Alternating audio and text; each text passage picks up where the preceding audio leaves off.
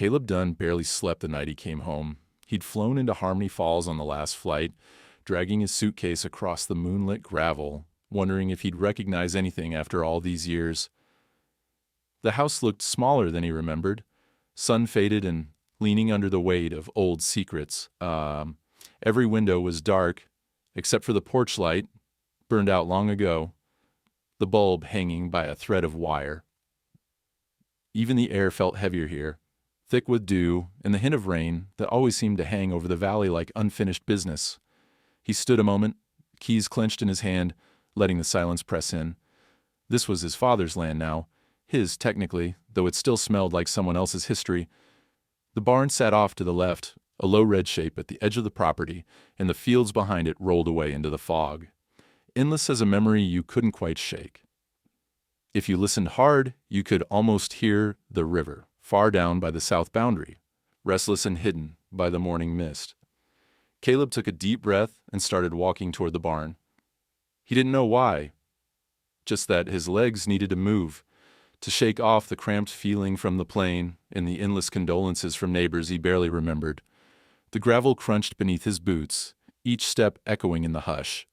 His father's old wind vane spun slowly overhead, creaking like a warning. There was no moon, just the yellow haze of fog pooling around the fence posts, turning the world to watercolor. That's when he saw her.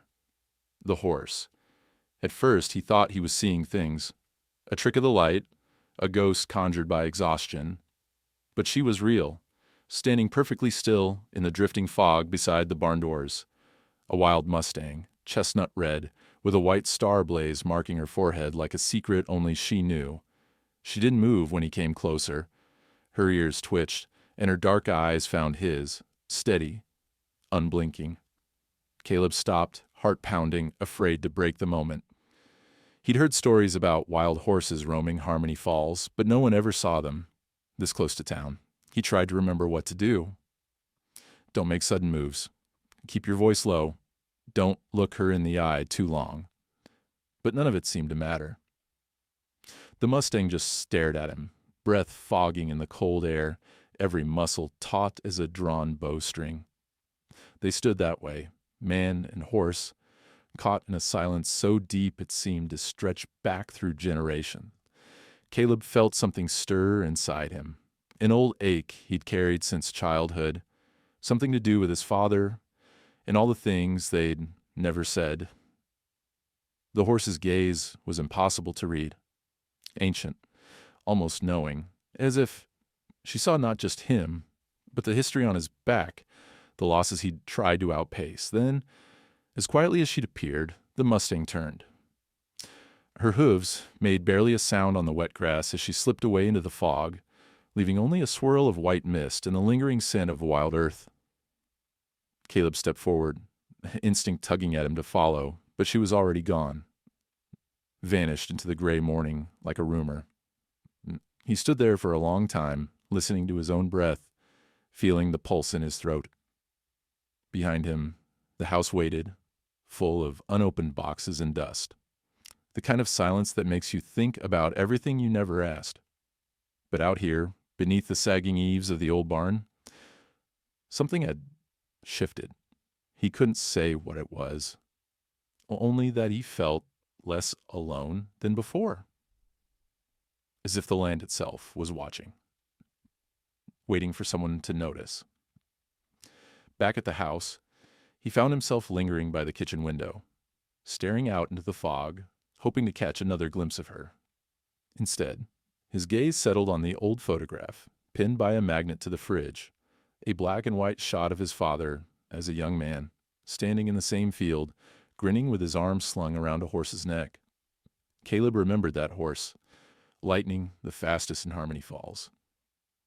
But there was something in the way his father looked, defiant, almost secretive, that made him wonder what else he'd never been told. That night, he barely slept. The wind rattled the windows, and every creak of the floorboards sent his heart racing.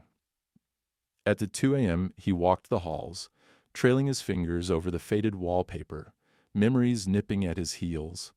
In the study, the faint smell of tobacco still lingered, and on the desk, a single locked drawer caught the moonlight. A small brass plate stamped "Surveys Private." He jiggled the handle, but it wouldn't budge, another secret for another time. Unable to rest, he made tea and stared at the old barn through the kitchen glass. The fog was lifting now, streaked with the first gray light of dawn. Somewhere out there, the Mustang was waiting. He felt it in his bones, the way you sense a storm coming before the clouds appear. Caleb wondered if she'd come back, or if she was just another piece of this place, something wild and untamable, always vanishing before you could reach her. The next morning, the phone rang. It was Mrs. Harper from 2 farms over, her voice as crisp as winter apples. "You see her yet?" she asked without preamble. "Aurora, that's what they call her now. Means the fog's about to lift, one way or another." Caleb hesitated, not sure if he wanted to feed the local gossip, but curiosity got the better of him. "Who is she?" he asked. "That horse?"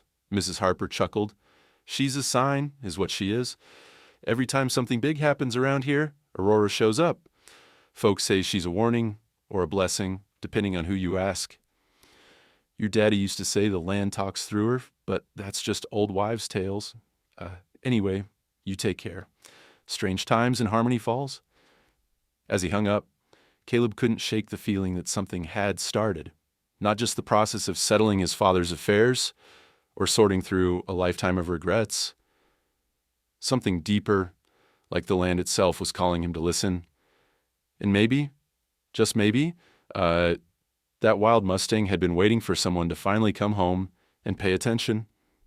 He poured another cup of tea and stepped onto the porch, letting the morning air clear his head. The barn door creaked in the wind, and for a moment Caleb thought he saw a flash of chestnut in the distance. He squinted, but it was gone. A trick of the light, or maybe just hope. Either way, he knew he couldn't leave. Not yet. Not until he understood why that horse had found him and what truths his father had left behind in the fog. Caleb woke with the sun streaming through the dusty windows, painting stripes across the floorboards and catching motes of dust in the air. The house was so quiet he could hear the tick of the old grandfather clock in the front hall, its chimes long since broken, stuck at the hour his father had died. For a long moment he just lay there, letting the silence settle over him, the strange peace that comes from knowing there's nothing pressing, except the weight of a life you've put off facing. Downstairs, the house felt even emptier. Boxes lined the hallway, unopened since his last visit. On the mantel, a row of faded family photos, glass smudged, the faces locked in time. His mother's laughter, his father's rare, tight-lipped smile, and Caleb himself, the sullen teen who couldn't wait to leave. Even now, returning felt like wearing a suit that no longer fit. He could hear his father's voice in his head, always sharp, always with a list of things to fix, or chores left undone. The memories prickled at him, but he shoved them aside and set to making coffee. He sat at the kitchen table, cup in hand, looking out the window at the rising mist, the fields beyond, and the barn where he'd seen Aurora the night before. It felt surreal, like he'd dreamed the wild horse, the way she looked right through him, as if she knew the things he kept hidden. He took a long sip, burning his tongue, and glanced at the pile of envelopes stacked on the counter, most of them unopened, bills and condolences in equal measure. As he sorted through the paperwork, his fingers brushed a small, battered key tucked inside one of the condolence cards. It was plain brass, nothing special, but it sparked a memory. The locked drawer in his father's study, the one labeled "Surveys, Private." He pocketed the key, telling himself he'd look later. Not now. There were too many ghosts in that room. Instead, he found himself wandering through the house, running his hands over the chipped banister, the old wood still warm from years of use. In the front hall, his father's boots were lined up by the door, polished to a shine even after months of disuse. Caleb slipped his own on, grabbed a jacket, and stepped outside into the morning chill. The small town of Harmony Falls hadn't changed much, at least not on the surface. Main Street still had its 2 diners, a gas station with a busted sign, and the general store with its hand-painted window. The faces, though, were older, more lined, some missing altogether. As Caleb walked into town, he felt eyes on him, curiosity mixed with a touch of suspicion. Folks here had long memories, and newcomers, even those born and raised, were never quite let off the hook.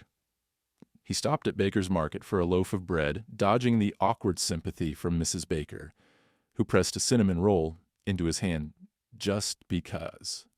He thanked her, pocketed the treat, and kept walking, letting the rhythm of the town settle into his bones.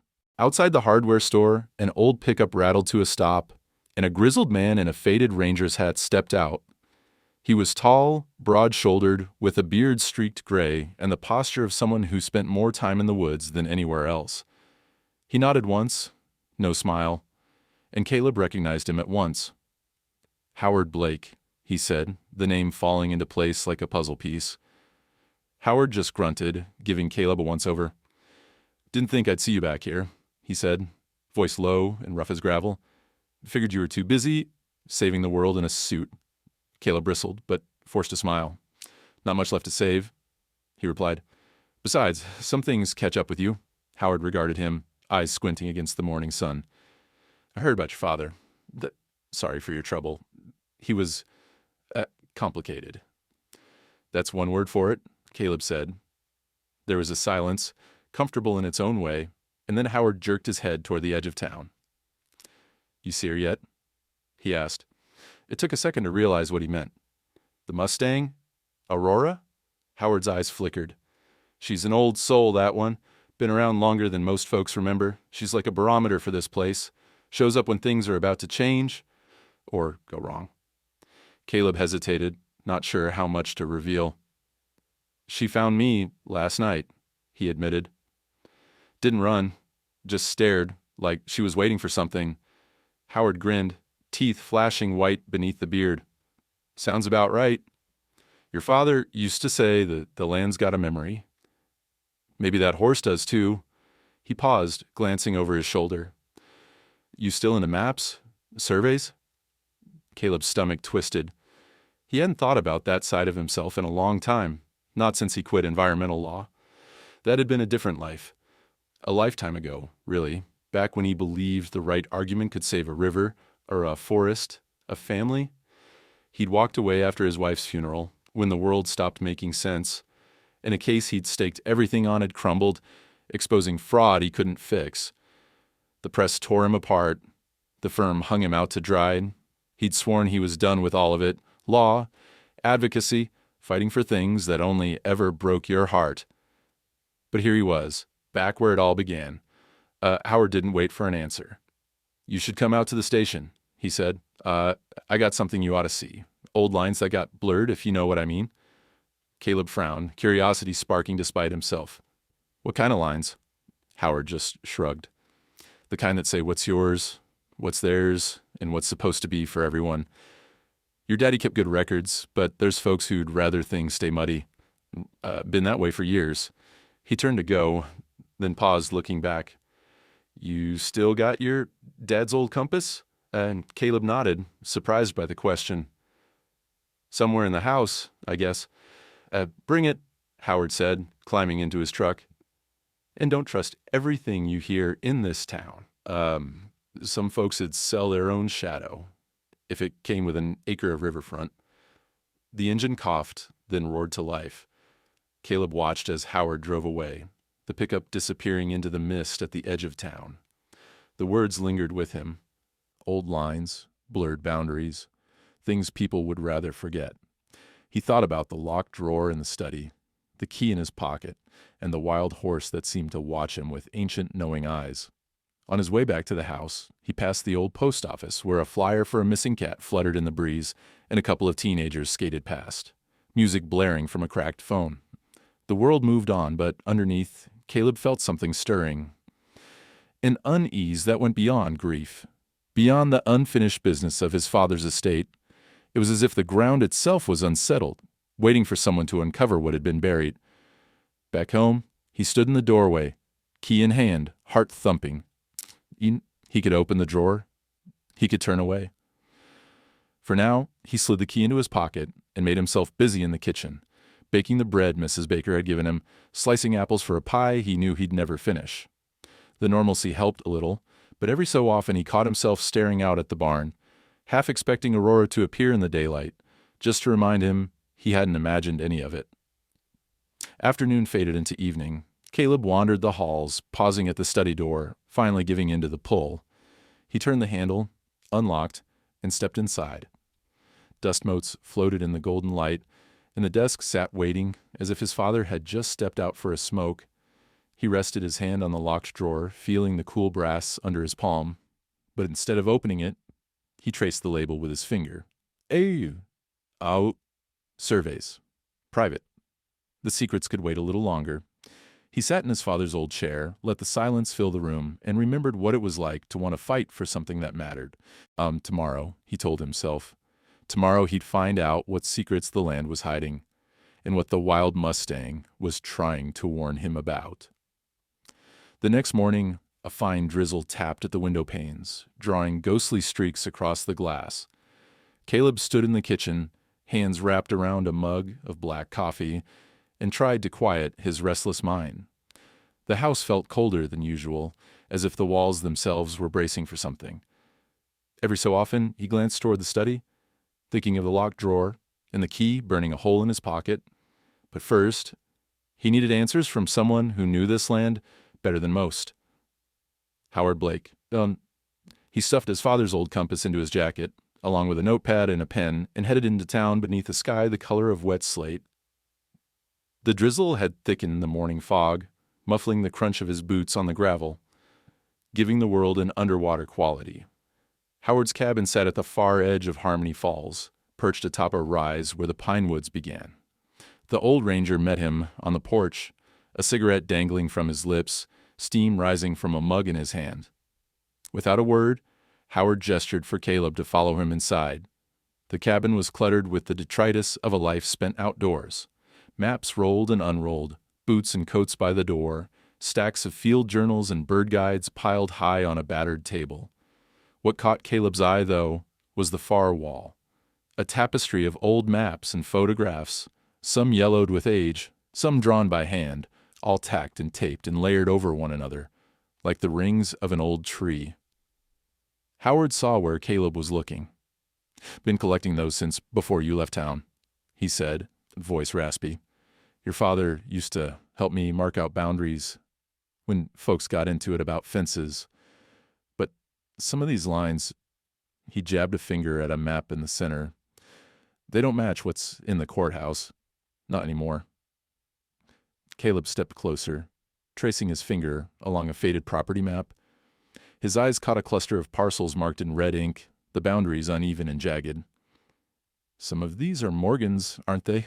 he asked, naming one of the valley's biggest landowners, Philip Morgan, the man everyone either feared or owed money to. Howard nodded grimly. "Far as I can tell, a good chunk of Morgan's land was never legally sold, at least not by the records I have. These survey photos," he pointed to a black and white aerial shot, edges curling, "show fences that didn't even exist when your father first mapped the north boundary. Somebody's been moving lines?" Caleb felt a chill crawl up his spine. "Are you saying Morgan stole the land?" Howard's lips twitched in something like a smile. "I'm saying there's fraud here. Maybe not on paper, but in the dirt." He pulled a manila folder from a stack, flipping it open. Inside were copies of old filings, notarized statements, even a grainy photo of a wooden marker buried in tall grass. Problem is, the official deeds all got updated around the same time, 10, 12 years back. Courts signed off on it, but I've got the original surveyor's notes. They don't lie. Caleb studied the evidence, heart pounding. This wasn't just a family dispute or a matter of pride. It was theft, on a scale that could erase generations of memory. His legal instincts kicked in, the old fire flickering beneath the ashes. But as he read through the maps and notes, he realized something crucial was missing. "What about proof?" he said, sifting through the papers. "We have boundaries, statements, but if the deeds were falsified, we need the originals. Filed complaints, or maybe even the surveyor's ledger. Otherwise, it's all hearsay. Howard nodded, running a hand through his beard. That's where your daddy comes in. He kept copies of everything, letters from old-timers, survey complaints, even affidavits from when they tried to run him off the North Ridge. But I don't have them. He said he locked them up the year after your mom passed. The locked drawer. Caleb's mind flashed to the brass plate, the neat handwriting, surveys, private. His father, always cautious, always prepared for a fight, even one that outlasted him. Howard moved to the window, peering through the glass. Last night, Aurora was up on the ridge, standing dead still at what we always called the original north boundary. Just like she knew something was about to break open. Caleb felt a shiver despite the warmth of the cabin. She's not just a horse, is she? Howard shrugged, as if embarrassed to speak what everyone in Harmony Falls seemed to half believe. Folks say she shows up when the land's about to give up a secret, or when someone's about to do something they can't take back. The room was silent, save for the ticking of an old wind-up clock and the faint hiss of rain against the window. Caleb let the silence stretch, feeling the weight of what Howard had laid out. The land, the lies, the secrets. His father's, and maybe his own. He looked again at the wall of maps, tracing the lines with his eyes, imagining the hands that drew them, the sweat and arguments and quiet victories that went into staking a claim. This was the history of Harmony Falls, and it was written not in ink, but in the scars left on the earth. Howard's phone buzzed. A text, terse and urgent. He frowned, showing it to Caleb. Morgan's men are up on the ridge again, surveying, or so they say, more like erasing. Caleb felt the anger rise in him. If they're moving markers, they're trying to make the lines match the paper, Howard said. But the land remembers. Always does. Caleb gathered his things, ready to head back, his mind already spinning strategies and legal angles. But before he left, he turned to Howard. If I can find those documents, my father's files, will you stand with me? Howard's answer was simple. Wouldn't be the first time. As they shook hands, an old-fashioned grip, rough and sure. Outside the drizzle had softened, but the sky remained low and brooding. Caleb made his way back toward the house, each step a little more certain than the last. The Mustang's appearance, the maps, the missing evidence, they weren't separate threads. They were part of a story that was bigger than him, bigger than his father, maybe bigger than Harmony Falls itself. As he crested the low rise near the barn, Caleb paused, scanning the ridge. The fog was thinning, and for a moment he thought he saw a flicker of movement, a chestnut blur standing sentinel at the far edge of the field. Aurora, unblinking, as if waiting for him to put the next piece in place. Caleb touched the key in his pocket, heart hammering with anticipation. Tonight, he would open the drawer. Tonight, he would see if the ghosts of the past had left him a map to the future. But as the Mustang vanished once again into the mist, Caleb understood that the truth didn't just live in paper or lines drawn on a map. Sometimes it stood silent on a ridge, daring you to listen. Caleb was halfway through sorting the box of old utility bills and birthday cards when the knock at the door came, hard, insistent, rattling the pane.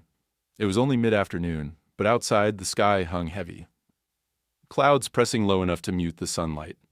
Caleb glanced at the clock, feeling a surge of irritation. He wasn't expecting anyone.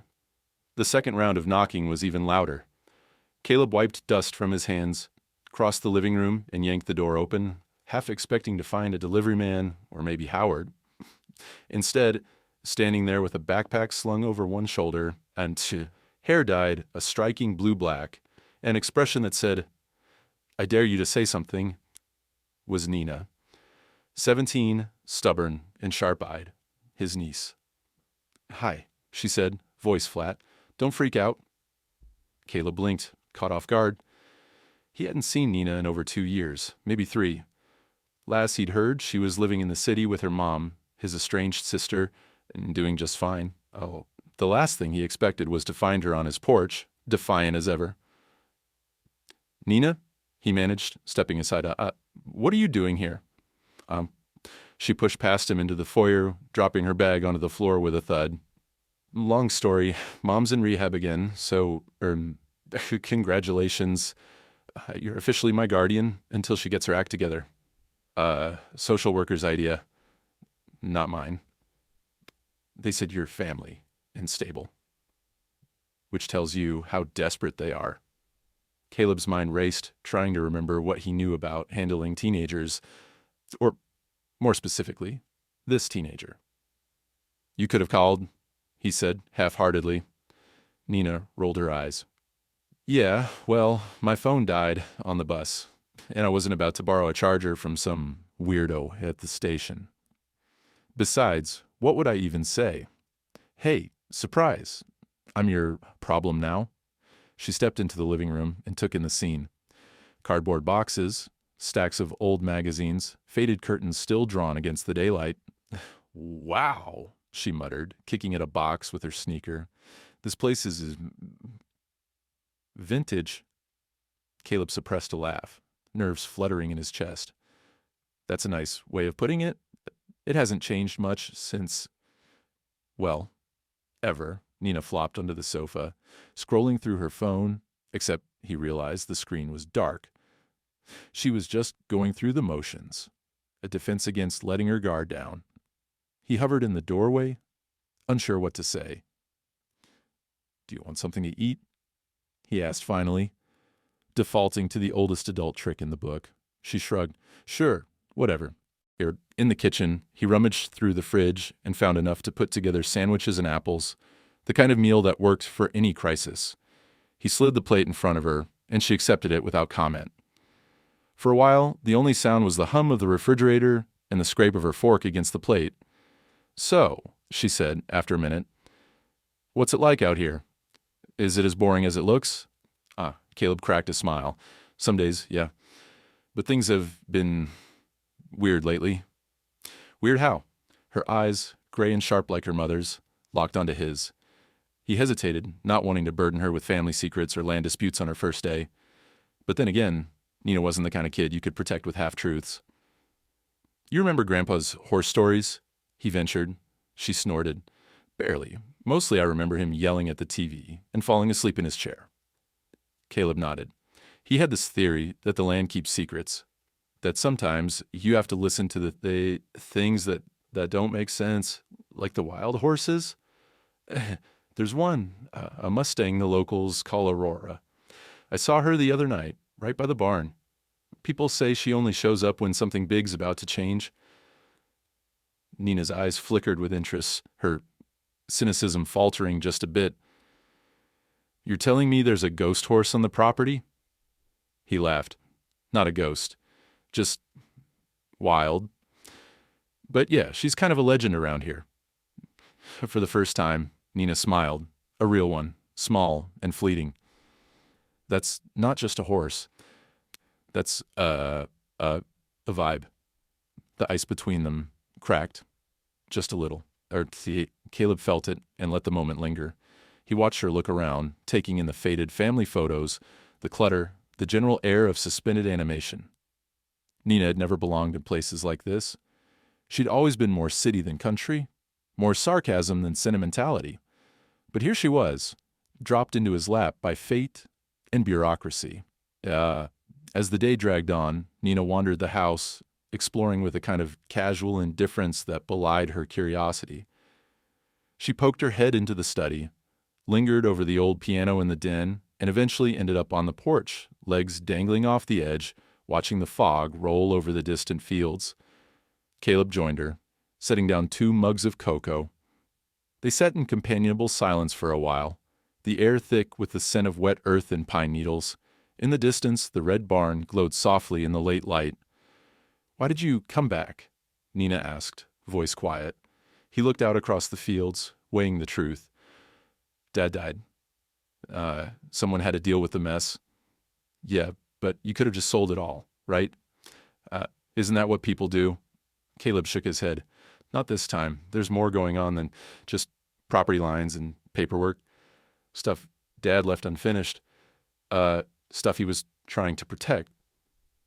Nenah nodded, tucking her knees up to her chest.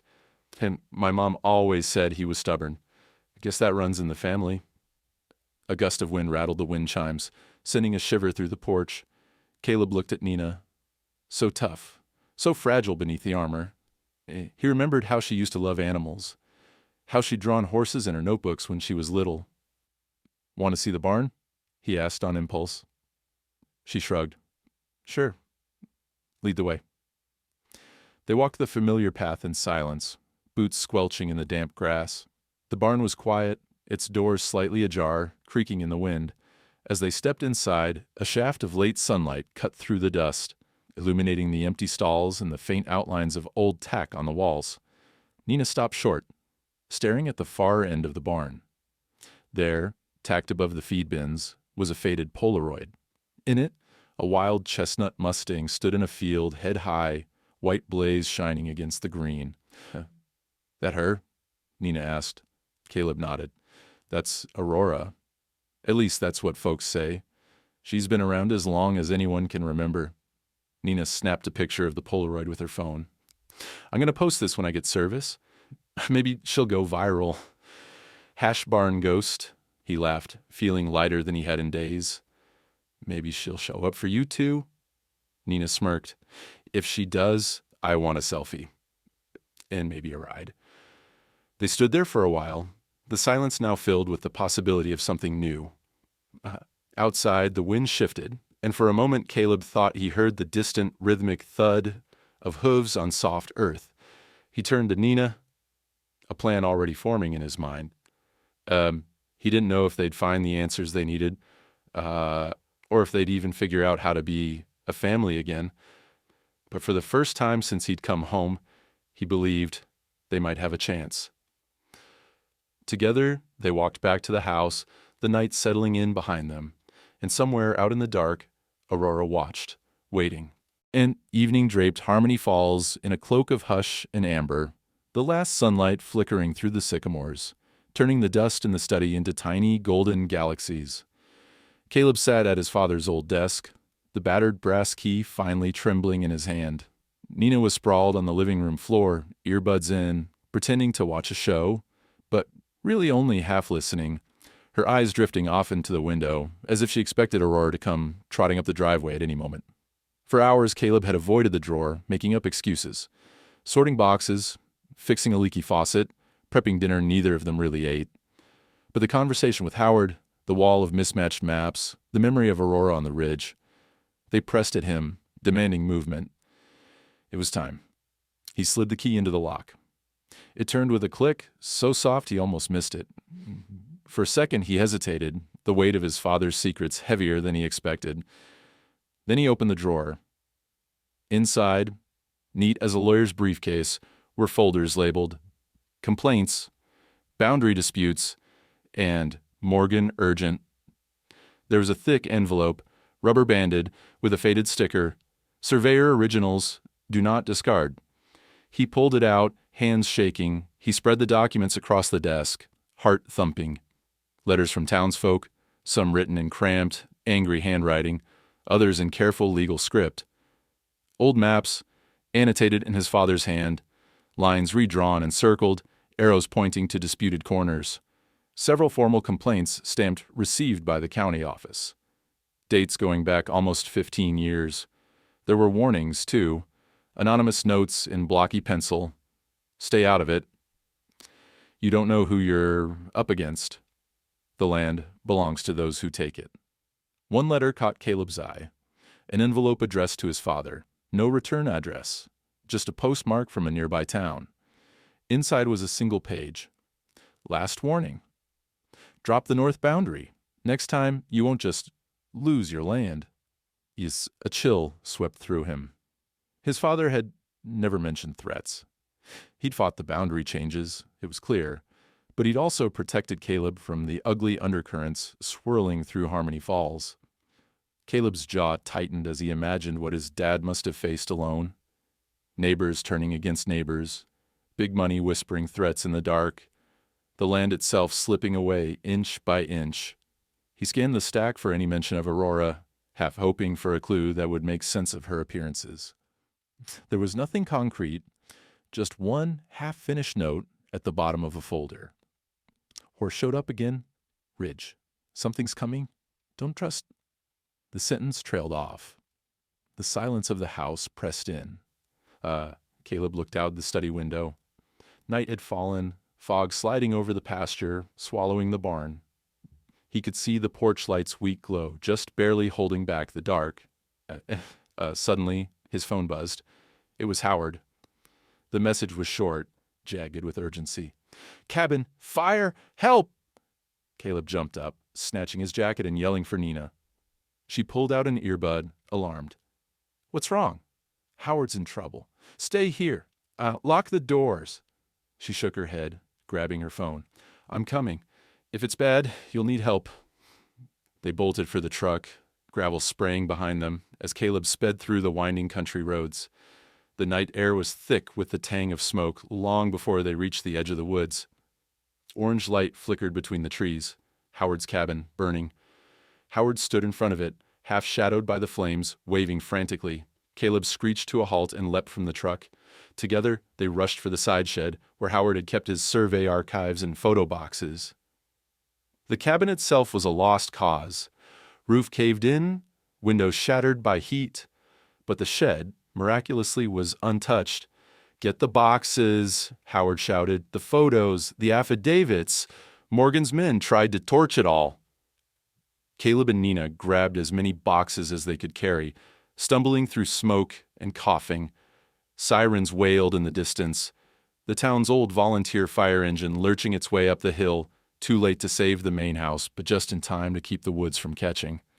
By the time the flames died down and the embers glowed like red eyes in the blackened ruins, Howard slumped on a fallen log, coughing into his fist.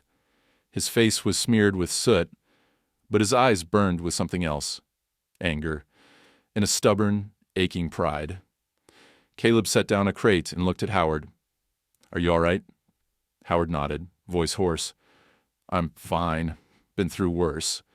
But this," he gestured at the ruin, "this is a warning. They don't want us digging. They want the past to stay buried." Nenah, pale but steady, handed Howard a bottle of water. She stared at the fire, her phone's flashlight flickering over the boxes of rescued photos and documents. "Are they going to try again?" she asked, voice small. Howard nodded grimly. "Probably, but we've got the truth now. All that matters is what we do next." Caleb knelt beside one of the boxes, flipping through water-stained affidavits and faded photographs. He found an old group photo. The town's first land survey team, his father among them, young and proud, standing beside the north boundary marker, Aurora in the distant background, just a blur, but unmistakable. At the bottom of the box, tucked between folders, Caleb found a slip of paper, one final warning, scrawled in blocky handwriting. "You're digging in the wrong places." He handed it to Howard, who spat on the ground. "That's Morgan. Always was subtle as a snake. He'll try anything to scare you off. But you've got to finish this. For your dad. For the town." Nenah crouched next to them, eyes wide, voice shaking just a little. "Shouldn't we just leave? What if they come after us?" Caleb looked at her, the question heavy in her words. He saw the fear, the exhaustion, the courage fighting to surface. He squeezed her shoulder, steadying his own voice. "Not this time. If we run, they win. If we stand up, maybe we finally change things. Besides, and I have you to look after now. I'm not backing down." They stayed until the firemen declared the site safe, the last embers dying in the wet grass. The night was deep and eerily quiet, the forest dark except for the truck's headlights illuminating the blackened ruin. Back at the house, Caleb stacked the rescued boxes in the entryway, locking every door and window. Nenah sat on the bottom step, legs pulled to her chest, scrolling through photos on her phone. She stopped at the Polaroid of Aurora, the wild Mustang, haloed in dusk. "She's not just a horse," Nenah whispered. "She's warning us. She's trying to show us where to look." Caleb nodded, exhaustion settling into his bones, but a new resolve taking root. Tomorrow he'd take the evidence to the authorities. Tomorrow, they'd fight back. But tonight, as the wind howled and the rain began to fall, he sat beside Nenah on the stairs, holding her close, and watched the darkness beyond the window, waiting for a sign, a sound, anything from the wild Mustang who never looked back. Dawn came reluctantly, gray and sullen. Caleb barely slept. Every time he closed his eyes, he saw the flames devouring Howard's cabin, heard the crackle of burning wood, felt the threat coiling tighter around them. He lay awake, listening to the wind rattle the shutters, Nenah's quiet breathing in the next room. When morning finally crept in, it brought with it a raw resolve. No more running, no more hesitation. This land was worth fighting for, even if it meant staring down the shadows. He met Nenah in the kitchen, both of them moving quietly, bruised by the night before but too proud to show it. She poured herself cereal, barely glancing at her phone, while Caleb spread the rescued documents out on the table. The air buzzed with unspoken questions. What next? Was anyone really safe? But neither of them voiced their fears. "I want to help," Nenah said suddenly, her voice breaking the silence. "Don't treat me like a kid. I'm not scared." "Well, I am. But I'm here." Caleb offered a wan smile. "I know. I'm glad you're here." He pushed a stack of photos toward her.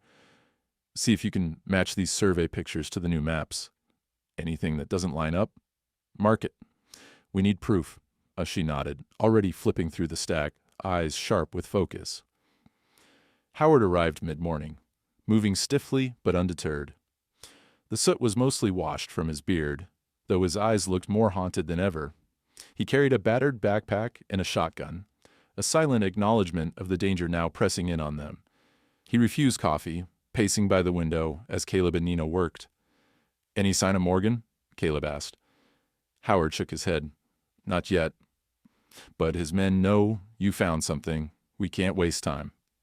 Together, they worked through the morning, piecing together old boundaries, cross-referencing affidavits with the new fraudulent deeds. Nenah discovered a key discrepancy.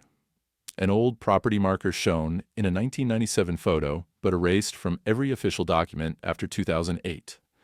That was the north boundary, the one Aurora had stood on, the one his father had fought to protect. Caleb felt the noose tightening.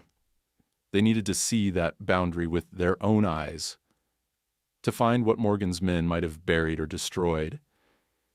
He loaded the truck with survey flags, a camera, and copies of the oldest maps. Howard brought his own compass and a walking stick. Nenah slipped her phone into her pocket, defiant.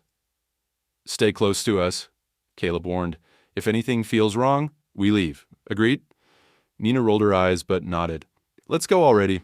The drive out to the East Ridge was tense. The truck's engine humming low as fog crept up from the river and spilled over the winding road. The land felt alive, expectant, like it was holding its breath. Fields of wild grass bowed under the breeze, and tree branches shivered in the half-light.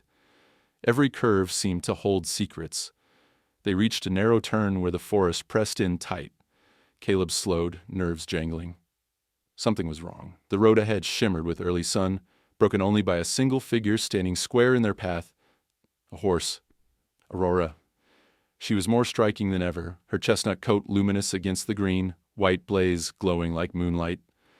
She didn't flinch as the truck rolled to a stop, didn't move when the engine cut. She just stared, tail flicking, head high. Caleb eased out of the truck, hand raised. "Easy, girl," he called softly. Howard joined him, shotgun cradled but lowered. "Why is she just standing there?" he murmured. Nenah slid out behind them, her breath catching. "She wants us to see something," she whispered. "She's warning us." The three approached slowly. Aurora stamped once, then backed away, clearing the road just enough for them to pass. Caleb, heart pounding, followed her movement. That's when he saw it. A slight dip in the earth, maybe 15 feet ahead, almost invisible beneath the thick grass and fallen leaves. He waved for the others to stop. Kneeling, he brushed aside the grass, uncovering loose soil, a patch that looked recently disturbed. Howard joined him, squinting. "That's not natural," the old ranger said, crouching beside him. Somebody's been digging. Caleb prodded gently, feeling the ground give way. A trap. He reached for a sturdy stick and jabbed it forward. The earth collapsed, revealing a yawning sinkhole, rigged with branches and sod, designed to look solid but ready to swallow anything that passed. If we'd driven over that, Caleb muttered, horror tightening his chest. Howard swore under his breath. That was meant for us. Or anyone else who got too close. Nenah, shaking, snapped a picture with her phone. We have to call the sheriff, she said, her voice trembling. Caleb nodded, pulling out his own phone. The signal was weak, but he managed a brief, urgent call. Attempted sabotage on the East Ridge. Sinkhole. Might be tied to the Morgan dispute. They marked the spot with survey flags and took dozens of photos, careful to document every detail. As they worked, Aurora lingered nearby, grazing with deceptive calm. Every few minutes, she'd glance up, watching them with eyes that seemed far older than any horse should possess. When they'd finished, Caleb knelt at the edge of the road, staring into the shadows beneath the trees. She saved us, he said quietly. Howard grunted. Smart horse. Smarter than most people. Nenah crouched beside Aurora, reaching out a tentative hand. The Mustang didn't bolt. She sniffed Nenah's fingers, then bumped her gently with her nose, as if offering comfort. She's not just watching, Nenah whispered, voice full of awe. She's warning. She knows where the danger is. Caleb felt the truth settle in his bones. Aurora wasn't just a legend. She was part of the land's memory. A living echo of all the battles fought and lost, all the lines drawn and erased. He felt a surge of gratitude, mingled with dread. If Morgan's men were willing to set traps, what would they do next? Howard checked his watch. We need to keep moving. The original boundary marker's a quarter-mile north. If it's still there, we'll find it. They moved deeper into the woods, nerves raw, every snap of a twig sounding like a threat. The forest was dense and silent, only the distant murmur of the river reminding them that life went on beyond these shadows. They found more evidence of tampering. Markers uprooted, spray-painted stumps, wire flags yanked and tossed aside. But they pressed on, determined. Finally, near a cluster of ancient pines, they stopped. There, half buried in moss, was an old stone marker, its face worn, but the letters still visible. E, 1938. The original survey point. Nenah gasped, snapping photo after photo. Howard took out a small trowel, gently clearing away the dirt. Caleb traced the carved letters, a thrill running through him. This is it, he whispered. This proves it all. The land theft, the fraud. Morgan's claims are built on lies. Howard grinned, pride gleaming through the fatigue. Your father was right. The land remembers. They stood in silence, the weight of history pressing around them. Aurora grazed nearby, serene, as if she'd been waiting for this moment all along. As they prepared to head back, Nenah paused to take one last photo of Aurora, the Mustang standing tall beside the ancient marker, sunlight streaming through the pines. That's the shot, she said, her voice full of wonder. She's not just a vibe. She's the reason we're still here. Oh, Caleb put his arm around her shoulders, feeling, for the first time since he'd come home, a sense of hope. Let's go show the world what we found. They walked back through the trees, Aurora leading the way, the land's secrets finally coming to light.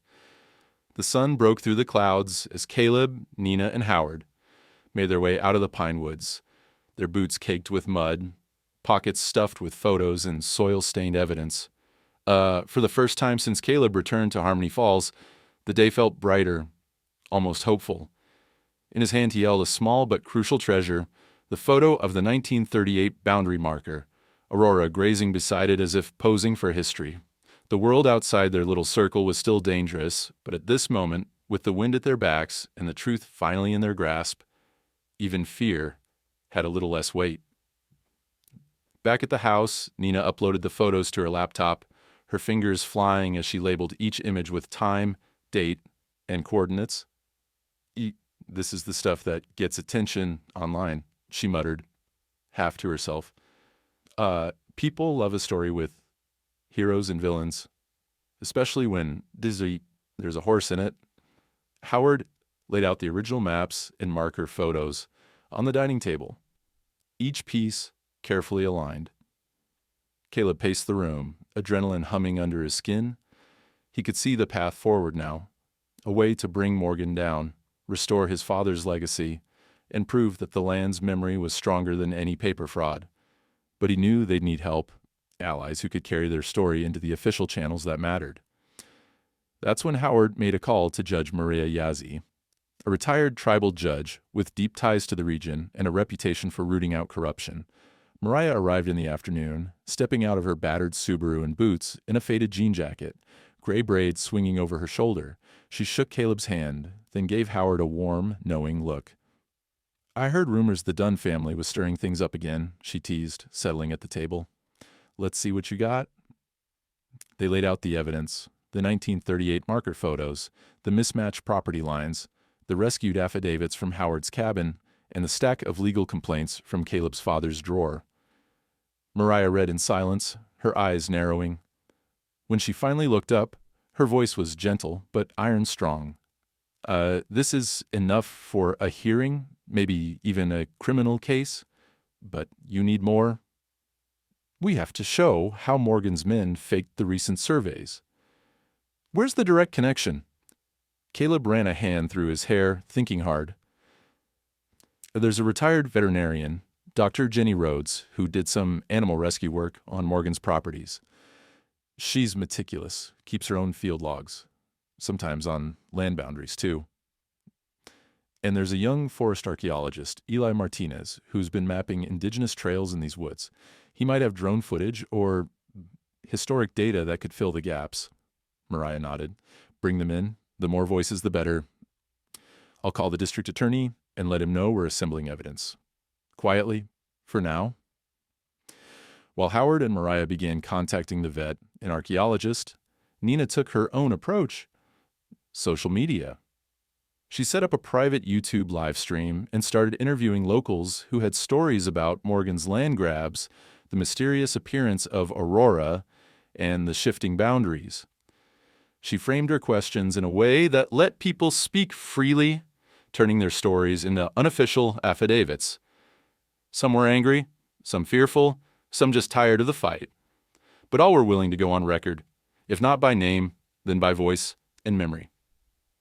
One old-timer, Mrs. Gutierrez, described how Morgan's men had tried to buy her out 3 times, each time moving the fence a little closer to her house. They think we're too old to notice, she told Nenah, her face creased with both pain and defiance. But we remember where the stones used to be. We remember Aurora showing up, blocking their trucks. That horse nose. As dusk approached, Dr. Rhodes arrived in her mud-splattered truck, carrying a stack of field logs and vet records. She joined them at the table, paging through her records and finding the precise days she'd witnessed Morgan's men pulling survey flags and filling in sinkholes. Here, this log entry, she pointed, matches the morning you found that trap on the East Ridge. I even took pictures. Didn't think much of it at the time, but now... Eli, the archaeologist, soon joined them as well. Camera in hand, drone case slung over his shoulder. He pulled up a series of aerial images showing lines of disturbed earth that didn't match the county maps. This footage is time-stamped, GPS verified. And look here, Aurora appears in half the shots, always near the disputed boundaries. It's like she knew where to stand for the camera. The room buzzed with a strange, giddy energy, so many pieces finally falling into place. Caleb glanced at Nenah, pride swelling in his chest as she guided each witness through their stories, always circling back to the land, the community, the silent wisdom of the wild Mustang. By nightfall, the kitchen table was a war room. Maps, affidavits, video files, and expert testimony piling up by the minute. Howard made another pot of coffee. Mariah started a draft of the legal filing. Nenah uploaded a montage video of interviews, old and new maps, and drone footage, titling it, When the Land Speaks, The Real Story of Aurora and Harmony Falls. As she hit upload, she grinned at Caleb. If this doesn't go viral, I don't know what will. Caleb laughed, tension easing from his shoulders for the first time in days. Let's hope it's enough. Morgan won't go down easy.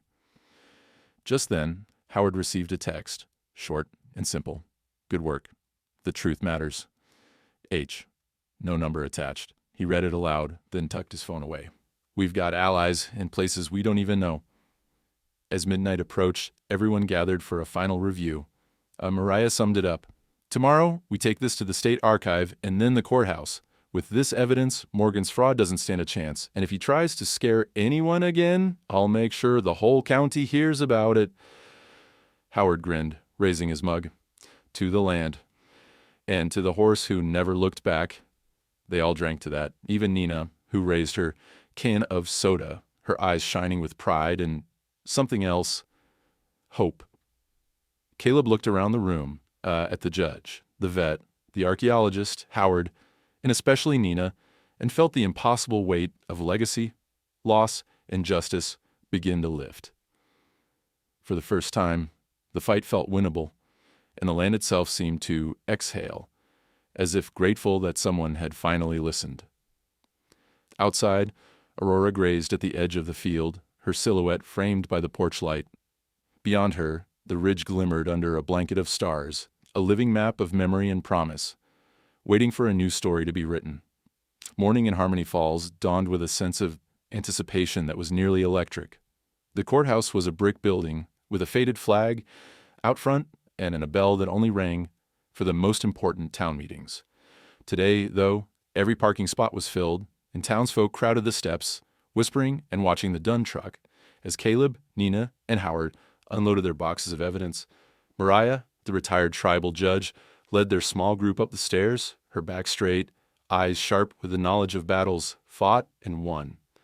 Inside, the courtroom was packed, the benches lined with old-timers, young families, and everyone in between. Some supporters, some skeptics, and more than a few of Morgan's allies. Philip Morgan himself sat at the defense table, his lawyer a slick man from the city who wore an expensive suit and a permanent sneer. Morgan looked calm, almost bored, but every so often he glanced at Caleb with eyes as cold and sharp as a winter morning.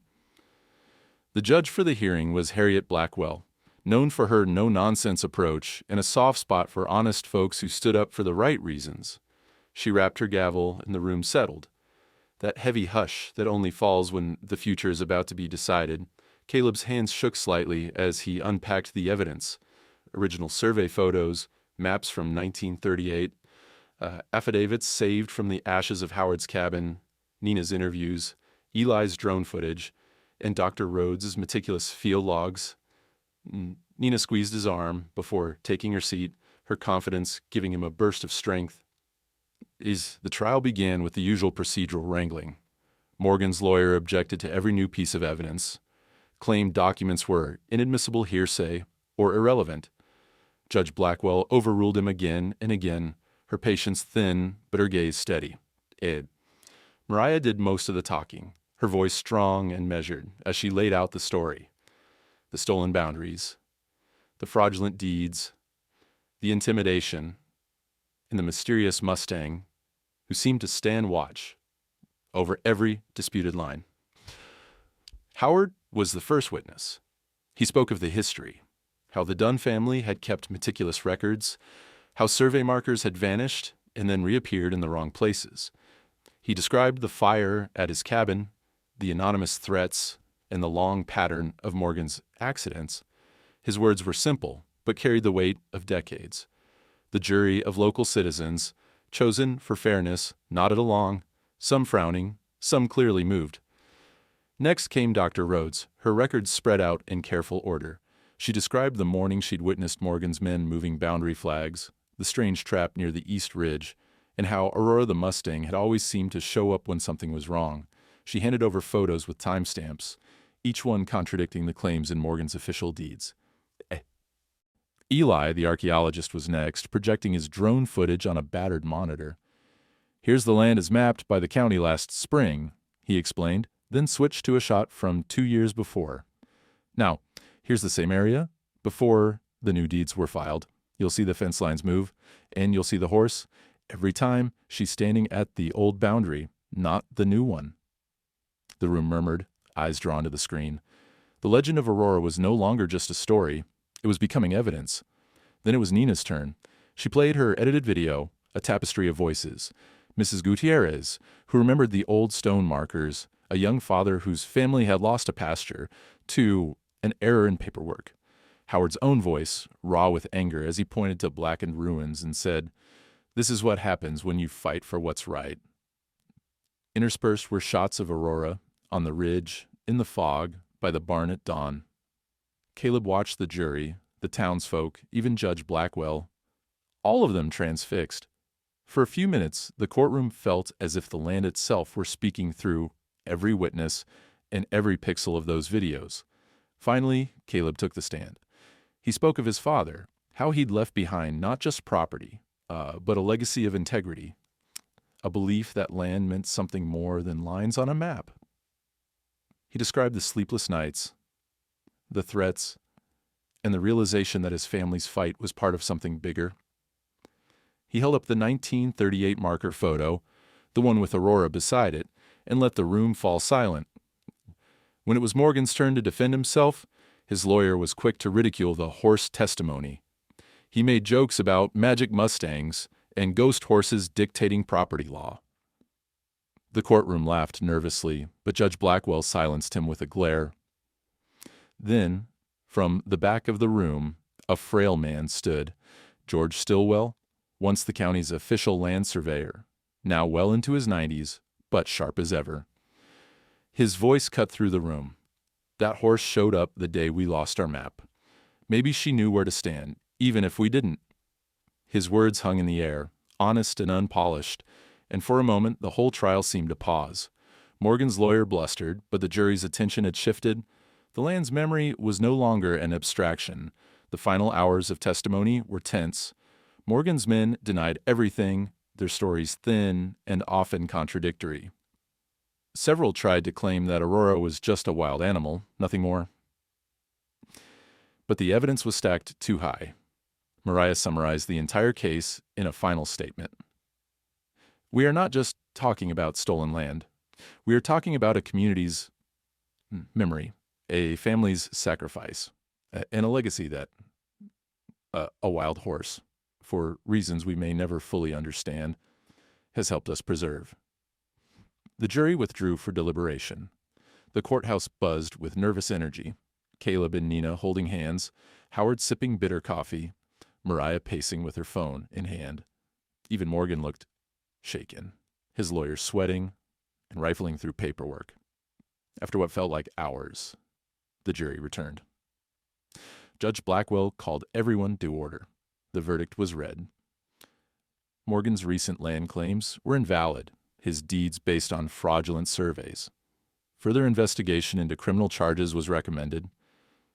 The original boundaries would be restored, with the old marker accepted as the true legal line. There was a moment of stunned silence.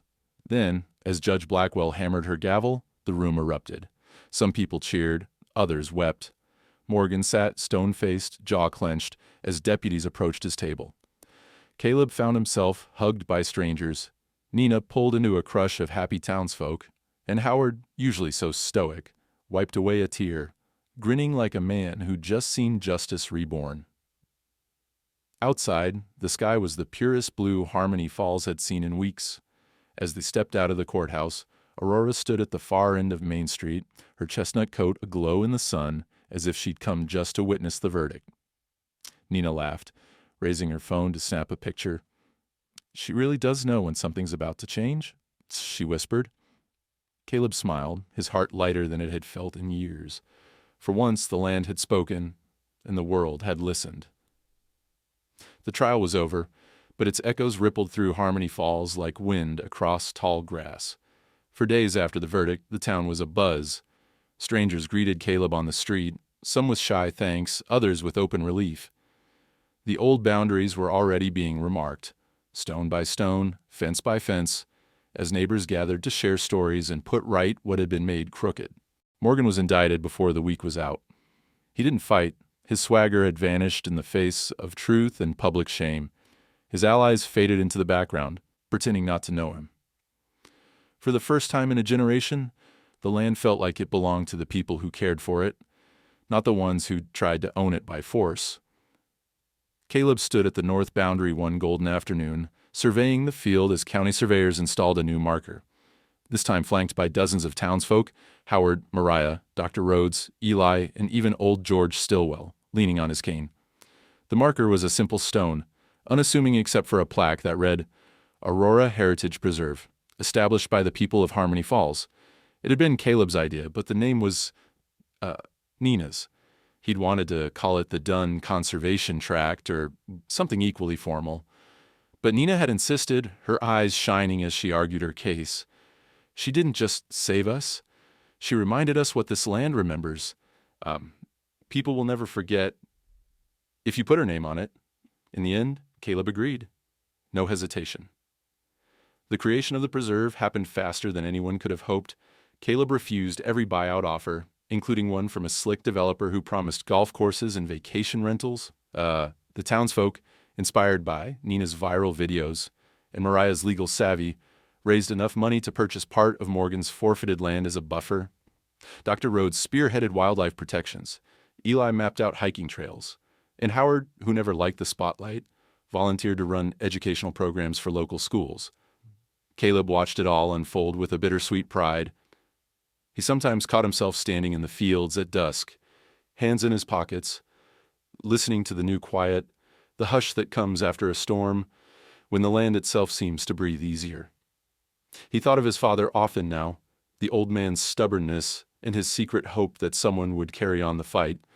Sometimes, when the wind was right, Caleb imagined he could hear the distant sound of hooves. A promise kept. Nenah thrived in the new world she'd helped create. No longer just a visitor or a refugee from her mother's chaos, she threw herself into every project with a passion that surprised everyone, even herself. She organized oral history days, inviting elders to share their memories of the valley and the horses that had shaped its story. She started a podcast with Eli, interviewing everyone from ranchers to bird watchers, and her environmental advocacy videos racked up thousands of views. She even rescued an old bicycle from the dump and rode it from one end of the preserve to the other, her hair streaming behind her, always looking for signs of Aurora in her band. One evening, as the sun set in stripes of orange and gold, Nenah found Caleb on the porch, a stack of papers in his lap, legal forms, conservation grants, land trust proposals. She dropped beside him, breathless from her ride. "Guess what?" she said, grinning. "I got accepted to the state university, environmental history major. They even gave me a scholarship for my video project." Caleb blinked, a proud smile creeping across his face. "You're not even finished with high school, and you're already changing the world." She nudged him, her expression softening. "I couldn't have done any of it without you, or this place, or, well, you know, Aurora." They fell into a companionable silence, watching the last light fade.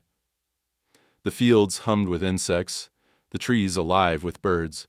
Somewhere, out near the ridge, a pair of wild horses grazed. Aurora, unmistakable, her chestnut coat catching the dying sun, a young foal nosing close to her side. Nenah sighed, her voice barely more than a whisper. "She didn't just save us. She gave us a reason to stay." Caleb nodded, overwhelmed for a moment by gratitude. Gratitude for his niece, for the people who stood beside him, for the land that had finally found a way to speak. The weeks rolled on, and the preserve flourished. School buses arrived for field trips, artists painted the valley's ever-changing light, scientists came to document rare plants and track the mustangs. Nenah's oral histories grew into an archive, a living record of a place reclaimed. Even the news media, once so quick to dismiss Harmony Falls as just another rural town, showed up to cover the story of the land that fought back and the horse that wouldn't be forgotten. On the night before Nenah was due to leave for university, the whole town gathered for a bonfire on the ridge. Someone brought a guitar, another a basket of sweet rolls. Mariah gave a short, fierce speech about standing up for what mattered, and Howard, uncharacteristically sentimental, read a few lines from an old journal his own father had kept. "The land is not just ours to use, it is ours to remember, to honor, to defend." When the flames had died down and the crowd thinned, Caleb and Nenah sat together on a fallen log, watching the stars emerge. The preserve stretched out below, dark and peaceful. Aurora and her foal wandered near the edge of the trees, pausing now and then to look back at the firelight. "Do you think she'll stay?" Nenah asked softly. Caleb considered the question. Maybe, maybe not. Horses like her, they don't belong to anyone. Not really. But every time she comes back, she reminds us to pay attention, to listen. Nenah smiled, wiping away a tear she pretended wasn't there. "Then we'll listen. Always." As the embers faded, Caleb put his arm around her shoulders. "You'll do great things, kiddo. Just don't forget where you came from." She nodded, head leaning against his shoulder. "I won't. This place is part of me now." The night deepened, full of hope and memory. The land, once scarred and silent, was alive again with laughter, with stories, with promise. And somewhere out in the darkness, Aurora watched. Never staying long, but always returning when she was needed most. A living legend, a reminder that the truth, once found, never really leaves. The months rolled by in Harmony Falls, each season settling into the next, but the story of Aurora and the land she guarded seemed to linger everywhere. In the laughter of children playing near the old barn, in the late-night conversations around the preserve's campfire ring, and in every wild, hopeful look cast toward the ridge at sunset. Life had shifted since the trial. A town once divided now came together, carrying the hard-won lesson that land, like memory, could be lost if no one fought for it. On a golden evening, just as the first leaves began to blush with autumn, Caleb and Nenah set out for a walk along the old ridge. The path was clear now, lined with weathered stones and new markers, each one placed by a neighbor's hand. Wildflowers nodded in the breeze, butterflies flitting between them. The world felt at peace, but the walk carried its own quiet weight. Nenah was leaving for university at the end of the week, and this was their last time together on this trail for a long while. They walked in easy silence, the kind that speaks of love and trust and 1,000 shared memories. Below, the field spread out in a tapestry of gold and green, the river flashing silver as it wound through the preserve. From the hilltop, Harmony Falls looked like a place in a storybook. Every house, every barn, every field stitched together by effort and forgiveness. As they reached the old survey marker, the one carved 1938 that had changed everything, they paused. Nenah brushed her fingers across the stone, then looked out across the valley. "It's crazy," she said softly, "how different everything feels. Like we finally woke up, like the whole town remembered who it was." Caleb nodded, his eyes warm. "Sometimes you have to nearly lose something to understand its value." "Your granddad knew that. So did Aurora." Nenah smiled, watching the last rays of sun spill over the hills. "Do you ever think she's just a horse? That we gave her all this meaning because we needed to?" Caleb considered the question, following her gaze to the far end of the ridge, where the light made everything seem dreamlike. "Maybe she is just a horse, or maybe some animals know things we don't. Maybe she's both. A wild spirit, and also a sign. Either way, I'm grateful she was here." Just then, from the shadows beneath the pines, Aurora appeared. She moved with the confidence of someone who belonged, her chestnut coat gleaming in the golden hour. By her side, a small foal gamboled, all long legs and untamed joy, kicking up dust and chasing after the last dandelions of summer. Aurora paused at the edge of the light, head lifted, ears pricked. For a moment she watched Caleb and Nenah, unafraid, curious, her gaze calm and deep as the river. The foal pressed close, then darted a few steps forward, eyes wide, testing the edge of the world. Nenah caught her breath, grabbing Caleb's hand without thinking. "She had her baby. I can't believe it. She kept the line going." Caleb squeezed her hand. "That's what you're doing too. New beginnings." They stood together, time stretching and settling, letting the moment soak in. Aurora watched them, then turned her attention to the sunset, as if she knew that things had finally shifted for the better, that the land was safe for another generation. Nenah broke the silence, her voice thick with emotion. I used to think the world was too broken to fix, that people just took what they wanted and left the mess for someone else. But then I came here, and I saw you and Howard and all the others. And Aurora, she never gave up. Even when no one believed, she just kept showing up. That matters. Caleb nodded, feeling tears prick his eyes. Sometimes you have to be the one who stays when it's hard. The one who listens, even when the world says it's pointless. And maybe that's how things really change. And Nenah wiped her cheek and laughed. I'm going to make my friends jealous with this story. None of them have a wild Mustang as a guardian angel. Caleb smiled, watching as Aurora nudged her foal forward. The little horse took a few hesitant steps, then broke into a playful trot, circling its mother before settling beside her. The sun dipped lower, painting them in molten gold. They lingered on the ridge, talking about the future, about university, about new adventures, about the promise to come home for every holiday, and maybe, one day, to bring back friends to show them the land that had shaped her. They spoke of Howard and Mariah and Eli and all the others who'd stood together when it counted. Nenah promised to keep up her oral histories, to keep the stories alive for the next generation, to never let anyone forget the cost of silence or the price of courage. As dusk fell, Caleb put his arm around Nenah, pulling her close. Together, they watched Aurora and her foal slip into the shadows, the silhouettes of wild horses against a sky turning indigo and rose. A sense of peace settled in, the feeling that everything, for now, was as it should be. As they walked home in the gathering dark, the path glowing faintly with memory, Caleb found himself thinking of his father. He imagined the old man standing on this very ridge, arms crossed, watching the sunset, proud and stubborn. For all the anger and silence between them, Caleb finally understood what his father had tried to protect. Not just a piece of land, but a legacy of hope, honesty, and resilience. That night, after dinner and one last mug of cocoa, Nenah climbed the stairs to pack the last of her things. Caleb wandered out to the porch, listening to the crickets, letting the cool air fill his lungs.